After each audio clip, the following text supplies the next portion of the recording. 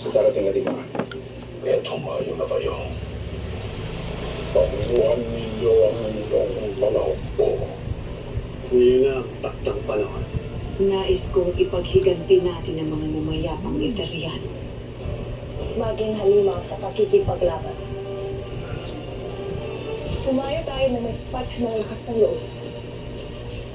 Brilyante ng tubig. Humihingi ako ng basbas. Nabigyan sila ng kalinawan ng pag-iisip sa pakikipaglaban.